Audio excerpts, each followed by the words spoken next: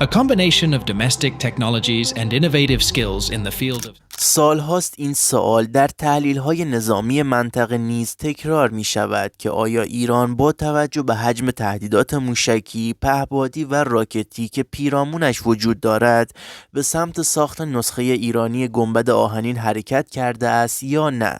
گنبد آهنین اسرائیل یک سامانه دفاع نزدیک است که برای مقابله با راکت‌ها، پهپادهای کوچک و گلوله‌های خمپاره طراحی شده و هدف آن جلوگیری از اصابت تهدیدات کمبرد اما پرتعداد است. اما ایران برخلاف اسرائیل جغرافیای متفاوت، تهدیدات گسترده تر و ساختار دفاعی چند لایه دارد. پس اگر ایران قرار باشد سامانه‌ای مشابه گنبد آهنین بسازد، قطعاً نسخه‌ای کاملاً متفاوت، متکی بر فناوری بومی و منطبق با نیازهای منطقه‌ای خواهد بود. نسخه‌ای که بسیاری آن را گنبد آهنین ایرانی می‌نامند، اما واقعیت بسیار پیچیده‌تر از یک کپی است. نشانه ها از سالها پیش کم کم ظاهر شدند. اولین نشانه توسعه سامانه های پدافند کوتاه برد مثل سوم خرداد، رعد، طبس، تلاش و غیره نبود، بلکه ظهور خانواده سامانه های جدیدی بود که بر سرعت واکنش بالا، هزینه کم در برابر تهدیدات ارزان و قابلیت حمله به اهداف کوچک تمرکز داشتند. اولین موج بزرگ در این مسیر مجید، حائل، سپر، عقاب و محور بودند. اینها سامانه‌های نسبتاً ارزان قیمت با موشک‌های سبک، رادارهای کوچک و واکنش سریع هستند. دقیقاً همان چیزی که یک سامانه ضد پهپاد و ضد راکت باید داشته باشد. اما ایران به این سطح بسنده نکرد، چون تهدیدات منطقه‌ای بسیار گسترده تر از یک بارش راکتی یا یک پهپاد تجاری اصلاح شده است. گام دوم ایران که نشان می‌دهد مسیر کاملاً متفاوت اما هم هدف با گنبد آهنین است، ترکیب پدافند توپخانه‌ای هوشمند با موشکی کوتاه برد بود. سامانه‌هایی مثل سلاح لیزری زوفا، سلاح‌های انرژی هدایت شده، توپ‌های هوشمند 35 میلیمتری، سامانه‌های اپتیکی اتومات و رادارهای جدید کوتاه برد ساختار دفاع نزدیک ایران را از یک سطح کلاسیک به یک شبکه چند وجهی ارتقا دادند. در این شبکه مقابله با یک هدف کوچک فقط با موشک انجام نمی شود، بلکه بسته به نوع تهدید سامانه تصمیم می گیرد از لیزر، توپ، موشک یا حتی جنگ الکترونیک استفاده کند.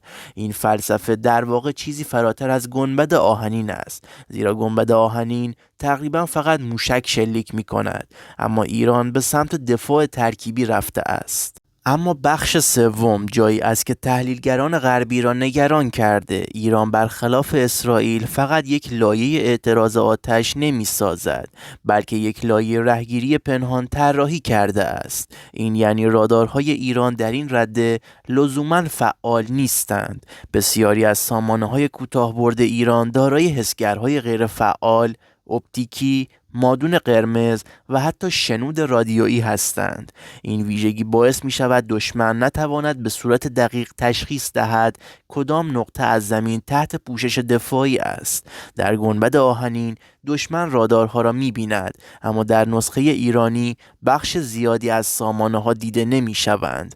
این همان چیزی است که تحلیلگران اسرائیلی آن را پدافند نامرئی برای مقابله با تهدیدات کمبرد ایران توصیف کرده‌اند. چهارمین بخش سناریوی ما پیدایش سامانه‌های جدید کاملا ایرانی با طراحی خاص است. سامانه‌هایی که دقیقاً برای مقابله با تهدیدات فراوان و ارزان ساخته شده اند.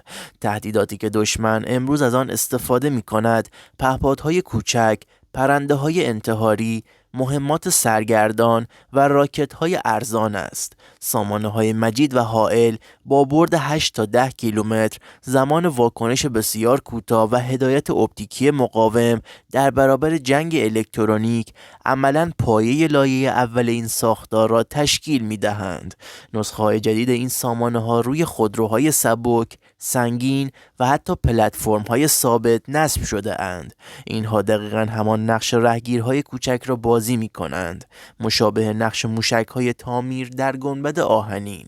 اما نکته مهم اینجاست، ایران به جای اتکا به سامانه واحد شبکه میسازد. گنبد آهنین تنها با یک رادار و یک نوع رهگیر کار می کند. اما در ایران یک تهدید ممکن است همزمان توسط 3 یا 4 سامانه مختلف هدف قرار بگیرد. مثلا یک راکت ورودی ممکن است ابتدا توسط رادار کوتاه‌برد دیده شود، سپس اپتیک دنبالش کند، سپس موشک مجید آن را هدف قرار بگیرد و اگر در چند ثانیه آخر از دست رفت، توپخانه هوشمند 35 میلیمتری آن را کامل نماید. این فلسفه دفاعی لایه لایه باعث می شود درصد موفقیت رهگیری به صورت چشمگیری افزایش یابد، بدون اینکه فقط روی یک ابزار تکیه شود. شاید کلیدی ترین نشانه ساخت گنبد آهنین ایرانی پروژه‌ای باشد که از سال 1401 به بعد وارد فاز عملیاتی شد. استقرار سامانه‌های ضد پهپاد شبکه محور در سراسر جنوب، غرب و شرق ایران. این سامانه‌ها نه تنها با سرعت بالا واکنش نشان می‌دهند، بلکه با مرکز فرماندهی واحد کار می‌کنند. یعنی چندین سامانه ضد پهپاد، ضد راکت و ضد کروز به صورت همزمان در یک شبکه پردازشی قرار دارند و داده ها را لحظه به لحظه تبدیل می کنند. این دقیقاً همان قلب گنبد آهنین است، مرکز پردازشی که تهدیدها را ارزیابی کرده و تصمیم می گیرد که آیا باید رهگیری انجام شود یا نه. اما سوال اصلی اینجاست، آیا این مجموعه یک گنبد آهنین کامل است یا اینکه فقط یک نسخه اولیه محسوب می شود؟ پاسخ ساده نیست، اما شواهد نشان می دهد ایران به جای ساخت یک نسخه مشابه گنبد آهنین، ساختار دفاع نزدیک خود را کاملا از پایه باز طراحی کرده. با این تفاوت که محدودیت هایی که اسرائیل را مجبور کرد فقط به موشک تامیر تکیه کند برای ایران وجود ندارد. ایران مناطق وسیع‌تر، تهدیدات متنوع‌تر و همچنین تجربه بالاتری در جنگ الکترونیک دارد. بنابراین نسخه ایرانی نه تنها باید قابلیت رهگیری را داشته باشد، بلکه باید مانورپذیری، پنهانکاری و کار در سکوت کامل را نیز عملی کند. یکی از جذابترین عناصر این شبکه استفاده گسترده از پهپادهای دیدبان است، پهپادهایی که با حسگرهای اپتیکی و حرارتی خود نقش رادار هوایی ارزان قیمت را بازی می کنند. این ویژگی در گنبد آهنین وجود ندارد. گنبد آهنین چشم هوایی ندارد، اما ایران این ضعف را با پهپادهای ارتفاع متوسط و بالا جبران کرده و بسیاری از سایت‌های دفاع نزدیک اطلاعات خود را از همین پهپادها دریافت می کنند. این باعث می شود تهدیدهایی که با ارتفاع بسیار کم سعی در نفوذ دارند از بالای سر دیده شوند. همچنین یکی از بخش‌های کمتر دیده شده این ساختار سلاح‌های انرژی هدایت شده است، سلاح‌هایی که ایران بارها بدون اسم رسمی آزمایش کرده و احتمالاً در حال تکثیر آنهاست. این سلاح‌ها برای نابودی پهپادهای کوچک یا ریزپرنده‌های ازدحامی به کار می‌رود، چیزی که در آینده تهدید اصلی خواهد بود. گنبد آهنین در این حوزه ضعف دارد، اما نسخه ایرانی با ترکیب توپ، موشک و انرژی هدایت شده آینده نگرتر طراحی شده است. در نهایت پرسش اصلی دوباره مطرح می شود: آیا ایران واقعاً گنبد آهنین نسخه ایرانی می سازد؟ پاسخ دقیق این نیست که بله نسخه مشابه ساخته شده، بلکه این است که ایران سامانه‌ای می‌سازد که کارکرد گنبد آهنین را دارد، اما فلسفه‌اش متفاوت است: ارزان‌تر، پنهان‌تر، ترکیبی‌تر و شبکه‌ای‌تر.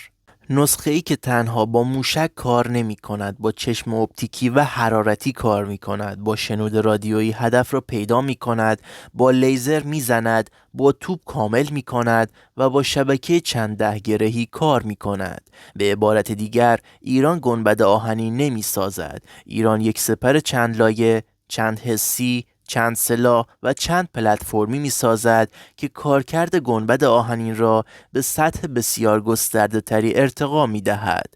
در این ساختار دفاع نزدیک ایران فقط یک سامانه نیست، یک اکوسیستم است و این اکوسیستم هر روز کاملتر می شود. اگر به هر نوع ویدیوهای دانستنی نظامی علاقه‌مند هستید توی کامنت ها بنویسید تا براتون منتشر کنیم. با تشکر از همراهی شما.